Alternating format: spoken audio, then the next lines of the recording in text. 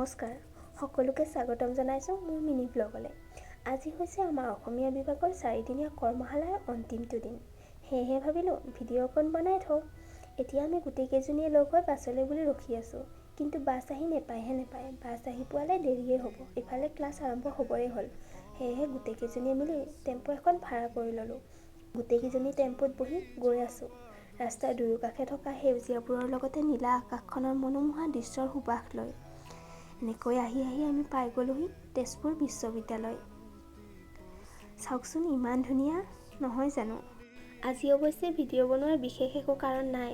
সময়বোৰ যিহেতু দ্ৰুতগতিত যাবলৈ ধৰিছে, এই সময়বোৰতো কেতিয়াও ঘূৰাই নাপাম। সেই ভাবিয়েই ভিডিঅ'টো অন কৰি ল'লোঁ। সময়বোৰ ঘূৰাই নাপালোঁ কি হ'ল, স্মৃতিবোৰতো ধৰি ৰাখিব পাৰিম। এই ভিডিঅ'টোৰ মাজতে সজীৱ হৈ থাকিব আমাৰ এই ভাল লগা দিনবোৰ, সময়বোৰ নহয় জানো? কেতিয়াবা মনত পেলাই চাবলৈ পাৰিম। আৰু আগত আমাৰ লগৰ কেইজনী গৈ আছে, সংগীতা, মালবিকা, চাৰ্জিনা, চাকিনা আৰু স্বপ্না। আৰু এইফালে এইজনী ৰিস্মিতা। আমি দুজনী গৈ আছোঁ ভিডিঅ' বনাই লাহে লাহে। এনেকৈ আহি পাই গ'লোহি ইহঁতকেইজনীৰ ওচৰত। এনেকৈয়ে হাঁহি ধেমালিৰ মাজে আমি আহি পাই গ'লোহি আমাৰ অসমীয়া বিভাগ। এতিয়া ক্লাছ আৰম্ভ হ'ব। মেমগৰাকীয়ে যে ইমান মৰম লগাকৈ বুজাই নহয়। এতিয়া আৰম্ভ হ'ল আমাৰ ব্ৰেক টাইম। সকলোৱে নিজৰ টিফিন বক্স উলিয়াই খোৱাত ব্যস্ত। খোৱাৰ মাজে কিন্তু ইহঁতে প'জ দিবলৈ এৰা নাই।